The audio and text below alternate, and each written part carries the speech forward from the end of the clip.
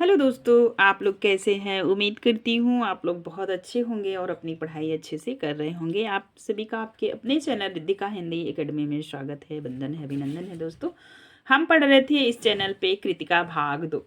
ये एनसीईआरटी कक्षा 10 की ये पुस्तक है दोस्तों, और यह हमारे केवीएस के पीजीटी के जो पाठ्यक्रम में लगी हुई पुस्तक है। आइए इस पुस्तक का हमारे साथ आनंद लीजिए। सबसे पहले इस पुस्तक की भूमिका को पढ़ेंगे दोस्तों। देखिएगा कि भूमिका में लेखक क्या कहना चाह रहा है। इसके बाद हम चलेंगे जॉर्ज पंचम की नाक दोस्तों। यहाँ से हम फिर आगे बातचीत करेंगे। देखिए, भूमिका में इस पुस्तक को भूमिका में आप ये समझ पाएंगे कि यह जो है सीटेट के लेवल का प्रश्न पूछा जाता है। तो वहीं से आप देखेंगे सीटेट में ना राष्ट्रीय शिक्षा नीति 2005, उसके बाद आपने देखा होगा कि 2010 में जो पाठ्यक्रम में लगाई हुई चीज़ें हैं, इन्हीं के अंतर्गत ये आएगा। आप देख लीजिए एक बार फटाक से। राष्ट्रीय पाठ्यचर्या की रूपरेखा 2005 में पाठ्य पुस्तकों के साथ पूरक पाठ्य सामग्री के निर्माण पर विशेष बल दिया गया है दोस्तों, ताकि विद्यार्थी में तरह तरह की किताबें पढ़ने की आदत विकसित हो। पाठ्य पुस्तक के गहन अध्ययन की सीमा से बाहर वे स्वयं पढ़कर अपने अनुसार साहित्य के समझ बना सकें। इतना ही नहीं, आज के जीवन के तरह तरह के दबावों और आकर्षणों के बीच भी वे किताबों की दुनिया से जुड़े रहें। पाठ्य पुस्तक की अपनी सीमा होती है और कई प्रमुख रचनाकार और विधाएं उस सीमा के कारण छूट जाते हैं। उनमें से कुछ रचनाओं और विविधों विधाओं से पूरक पाठ्य पुस्तक के माध्यम से विद्यार्थी के परिचित कराया जा सकता है। इन सब बातों को ध्यान में रखते हुए विद्यार्थी की उम्र, रुचि, योग्यता के अनुसार उन्हें पूरक पाठ्य पुस्तक का निर्माण किया गया है। कृतिका भाग 2 में 5 जो है कि रचनाएं संकलित थी की गई। पांचों रचनाएं अपने कथ्य शिल्प प्रस्तुति में विशिष्ट हैं। देहाती दुनिया, बहती गंगा और कृतिका एक अलग तरह की विषय वस्तु और कथा शिल्प की प्रयोग धर्मिता के कारण साहित्य जगत में चर्चित रही है। इनके बारे में कहा गया है कि जिस तरह शिव प्रसाद मिश्र रुद्र की बहती गंगा का कोई दूसरा मॉडल नहीं है, उसी तरह देहाती दुनिया भी अपने ढंग की अकेली औपन्यासिक कृति है। इन रचनाओं से एक एक अंश संकलित किया गया है कि हमारे किशोर विद्यार्थी विशेष प्रकार की इन दोनों रचनाओं के माध्यम से हिंदी की समृद्धि, लोक संस्कृति से परिचय प्राप्त कर सकें। इसी तरह मधु काकरिया का एक यात्रा वृत्तांत, साना साना हाथ जोड़ी, कमलेश्वर की कहानी, जॉर्ज पंचम की नाक, अभी हम आगे पढ़ेंगे इसको। अज्ञेय का आत्मकथात्मक निबंध मैं क्यों लिखता हूँ, ये भी हम पढ़ेंगे इस पुस्तक के माध्यम से विद्यार्थियों को विचार बोध, भावबोध और भाषा बोध की समृद्ध होगा। कहना न होगा कि 5 रचनाएं मिलकर विविधता और रोचकता से भरपूर साहित्य एक नया संसार रचती है। विद्यार्थी की सुविधा के लिए यह संकलित रचनाओं का संक्षिप्त परिचय दिया गया है दोस्तों। उसी के अंतर्गत आपने देखा था, हम कल की वीडियो में पढ़े थे। कल की वीडियो में हमने दोस्तों पढ़ा था, ये आप देख लीजिए, माता का अंचल, शिव पूजन सहायिका। आज हम पढ़ेंगे जॉर्ज पंचम की नाक। जॉर्ज पंचम की नाक को पढ़ने का कार्य करेंगे दोस्तों। चलिए इस पुस्तक के माध्यम से हम पढ़ते हैं जॉर्ज पंचम की नाक। देखिए, ध्यान दीजिए, ये है जॉर्ज पंचम की नाक। आप देख पाएंगे दोस्तों जॉर्ज पंचम की नाक के माध्यम से लेखक हमें क्या बताना चाह रहा है। ध्यान दीजिए, आज जो है कि पंचम की नाक के आप क्या समझते हैं, यहीं से पाठक जो है कि परीक्षक आपसे जानने का प्रयास करेगा। देखिए, हमारे समाज में जो इज्जत होती है उसका प्रतीक क्या होता है, नाक। इतनी ही नहीं, नाक से जुड़े अनेक मुहावरे भी आपने हिंदी में देखा होगा, दादी नानी के मुंह से सुनता है, नाक का कटना, नाक का काटना, मतलब हमारा नाक काट दी। ये सब मुहावरे हैं हिंदी में। ये व्यंग्यात्मक है, मतलब व्यंग के रूप में लोग कहते हैं, ठीक है। तो कमलेश्वर जी ने यह इस रचना की जो है कि इस रचना को व्याख्यायित किया है कि जॉर्ज पंचम की नाक कहानी में यह व्यंग है। नाक शब्द पर केंद्रित करते हुए लेखक ने अंग्रेजी हुकूमत से आज़ादी मिलने के बाद की सत्ता से जुड़े विभिन्न प्रकार के लोगों की औपनिवेशिक दौर की मानसिकता और विदेशी आकर्षण पर गहरी चोट की है। अब आप इतने से समझ पाएंगे दोस्तों। अब चलिए पढ़िए, जॉर्ज पंचम की नाक कमलेश्वर द्वारा रचित है। यह बात उस समय की है जब इंग्लैंड की रानी एलिजाबेथ द्वितीय मैं अपने पति के हिंदुस्तान पधारने वाली थी। अखबारों में उनकी चर्चा हो रही थी। रोज लंदन की खबरों से खबरें आ रही थी कि शाही दौर के लिए कैसी कैसी तैयारियां हो रही हैं। रानी एलिजाबेथ का दर्जी परेशान था कि हिंदुस्तान, पाकिस्तान, नेपाल के दौरे पर रानी कब क्या पहनेंगी। उनका सीक्रेट और शायद जासूस भी उनके पहले ही एक महाद्वीप का तूफानी दौरा करने वाला था। कैसे दौरा करने वाला था? तूफानी। ध्यान दीजिए, आप नाक देख रहे हैं, अच्छे से लेखक यहाँ पे बताने का कार्य किए हैं। आखिर कोई मजाक तो था नहीं। जमाना चूंकि आपने देखा होगा ना, जमाना चूंकि नया था, फौज कांटे के साथ निकलने के दिन बीत चुके थे, इसलिए फोटोग्राफरों की फौज तैयार हो रही थी। इंग्लैंड, ध्यान दीजिए, इंग्लैंड अखबारों की कर्तनें हिंदुस्तानी अखबारों में दूसरे दिन चिपकी नजर आती थी कि रानी ने एक ऐसा हल्के नीले रंग का सूट बनवाया है जिसकी रेशमी कपड़ा हिंदुस्तान से मंगाया गया है, कि करीब 400 पाउंड खर्चा उस सूट पर आया है। रानी एलिजाबेथ की जन्मपत्री भी छपी, प्रिंस फिलिप के कारनामे छपे, और उनके नौकरों, बावर्चियों, खानसामों, अंगरक्षकों की पूरी जीवनियाँ देखने में आई। शाही महल में रहते और पलने वाले कुत्तों तक की तस्वीरें अखबारों में छप गई। बड़ी धूम थी, बड़ा शोर था, शराबा था। शंख इंग्लैंड में बज रहा था, गूंज हिंदुस्तान में आ रही थी। इन खबरों, आगे ध्यान दीजिए आप लोग, इन खबरों से हिंदुस्तान में सनसनी फैल गई थी। राजधानी में तहलका मचा हुआ था। जो रानी 5,000 रुपये का रेशमी सूट पहनकर पालम से हवाई अड्डे पर उतरेगी, उसके लिए कुछ तो होना ही चाहिए। क्या होना चाहिए? कुछ तो होना चाहिए। 5,000 की सूट पहन रही हैं दोस्तों। चलिए ध्यान दीजिए, कुछ लोग बहुत कुछ होना चाहिए कह रहे हैं, जिसके बावर्ची पहले महायुद्ध में जान हथेली पर लेकर लड़ चुके हैं। उनकी शान शौकत के क्या कहने, और वही रानी दिल्ली आ रही हैं। नई दिल्ली ने अपनी तरफ देखा और बेसौख्ता मुंह से निकल गया। बेसौख्ता का मतलब होता है दोस्तों स्वाभाविक रूप से, मुंह से निकल गया। वह आए हमारे घर खुदा की रहमत ... कभी हम उनको, कभी अपने घर को देखते हैं, और देखते देखते नई दिल्ली का काया पलट होने लगा। और करिश्मा तो यह था कि किसी ने किसी से नहीं कहा, किसी ने किसी को नहीं देखा, पर सड़कें जवान हो गई, बुढ़ापे की धूल साफ हो गई। इमारतों ने नाजनीनों की तरह श्रृंगार किया। नाजनीनों का मतलब होता है दोस्तों, मतलब कि कमल, मतलब कि एक तरीके से आप समझिए कोमलांगी, मतलब कोमलता हो, ठीक है। इसलिए लेकिन एक बड़ी मुश्किल पेश थी, वह थी जॉर्ज पंचम की नाक... नई दिल्ली में सब कुछ था, सब कुछ होता जा रहा था, सब कुछ हो जाने की उम्मीद थी, पर जॉर्ज पंचम की नाक बड़ी मुसीबत थी। नई दिल्ली में सब था, सिर्फ नाक नहीं थी। नाक मतलब इज्जत से लिया गया है दोस्तों, ध्यान दीजिएगा।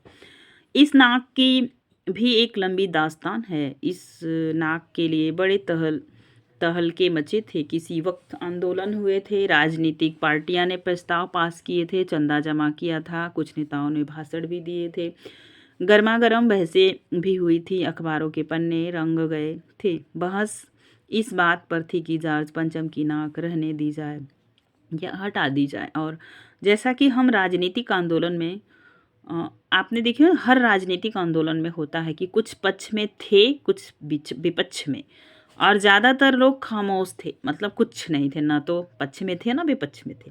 खामोश रहने वाले की ताकत दोनों तरफ थी। हो सकता है पक्ष में चले जाए, हो सकता है विपक्ष में चले जाए। यह आंदोलन चल रहा था। जॉर्ज पंचम की नाक के लिए हथियारबंद पहरेदार तैनात कर दिए गए थे।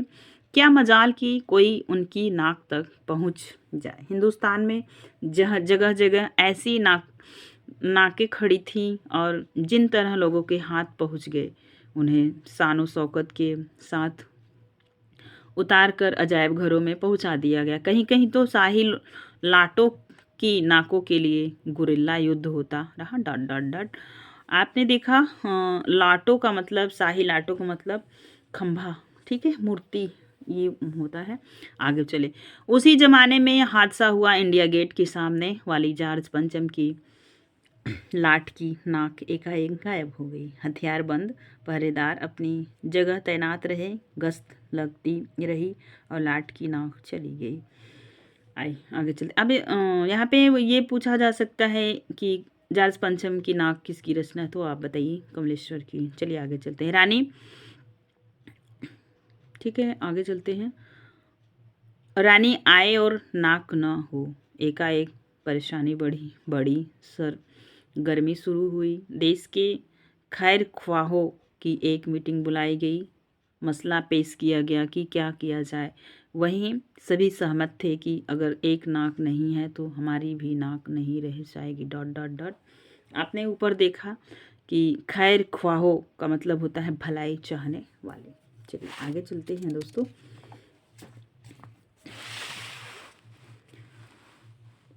उच्च स्तर पर मशवरे हुए, दिमाग खरोचे गए और यह तय किया गया कि हर हालत में इस नाक का होना बहुत ज़रूरी है।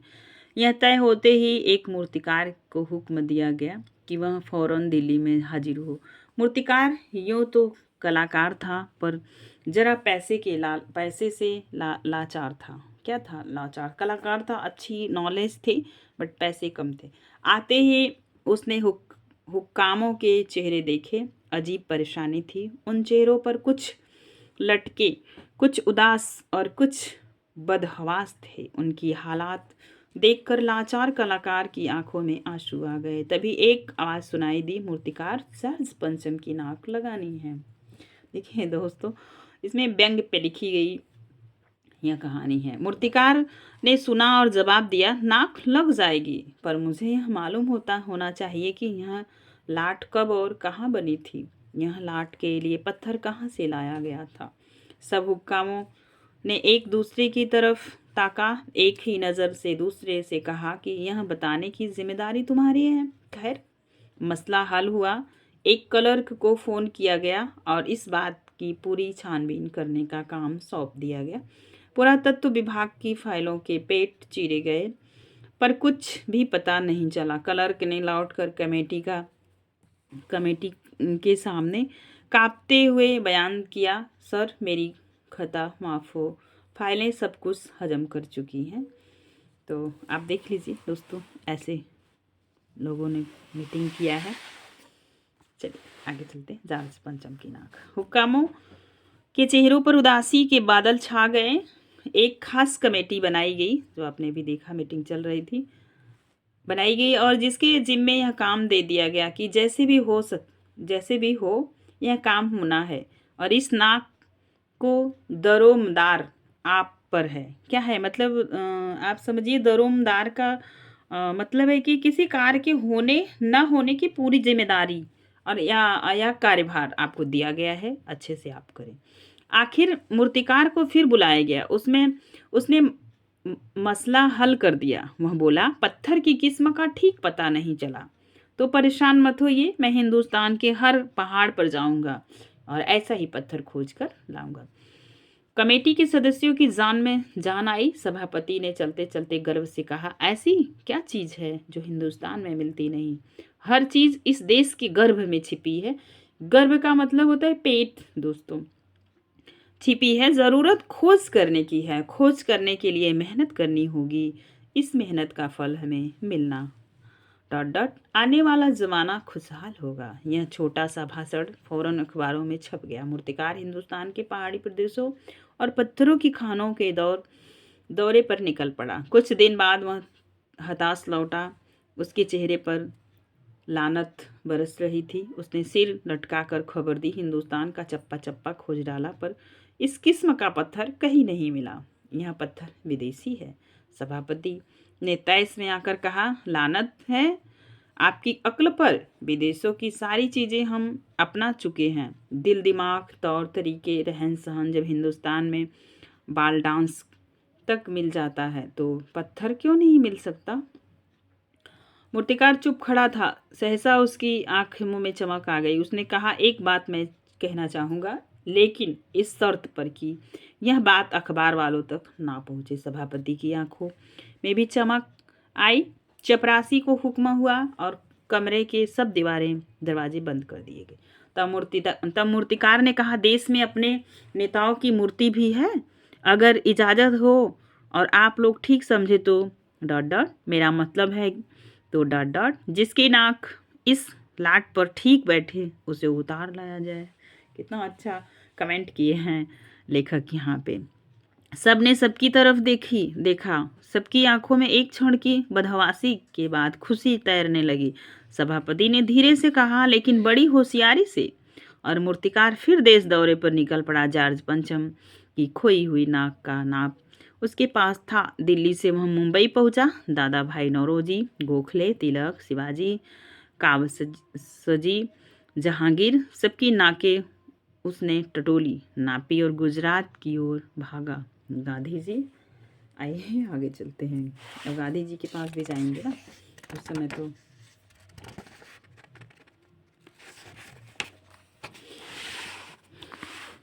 गांधी जी, सरदार पटेल, विट्ठल भाई पटेल, महादेव देसाई, ये सभी जानते हैं दोस्तों। देश की आज़ादी में इन सब का बहुत ही योगदान रहा है। देसाई की मूर्तियों को परखा, बंगाल की लोग ओर चला। गुरुदेव रविंद्रनाथ, सुभाष चंद्र बोस, राजा राम मोहन राय आदि को भी देखा। नाप जोख की और बिहार की तरफ चला। बिहार होता हुआ उत्तर प्रदेश की ओर आया। चंद्रशेखर आजाद, बिस्मिल्लाह, मोतीलाल नेहरू, मदन मोहन मालवीय के लाटों के पास गया। घबराहट में मद्रास भी पहुंचा। सत्यमूर्ति को भी देखा और मैसूर, केरल आदि सभी प्रदेशों का दौरा करता हुआ पंजाब पहुंचा। लाला लाजपत राय, भगत सिंह के लाटों से भी सामना हुआ। आखिर दिल्ली पहुंचा और उसने अपनी मुश्किल बयान की। पूरे हिंदुस्तान की परिक्रमा कर आया, सब मूर्तियां देख आया, सबकी नाकों का नाप लिया, पर जॉर्ज पंचम की इस नाक से सब बड़ी निकली। सुनकर सब हताश हो गए, झुझलाने लगे। मूर्तिकार ने ढांढस बांधते हुए आगे कहा, सुना है कि बिहार सेक्रेटरिएट के सामने सब 42 में शहीद होने वाले बच्चों की मूर्तियां स्थापित हैं। शायद बच्चों की नाक ही फिट बैठ जाए। यह सोचकर वहां भी पहुंचा, पर उन बच्चों की नाकें भी इससे कहीं बड़ी बैठती हैं। अब बताइए मैं क्या करूं? राजधानी में सब तैयारियां थी। जॉर्ज पंचम की लाट को मलमल कर नहलाया गया था, रोगन लगाया गया था, सब कुछ हो चुका था, सिर्फ नाक नहीं थी।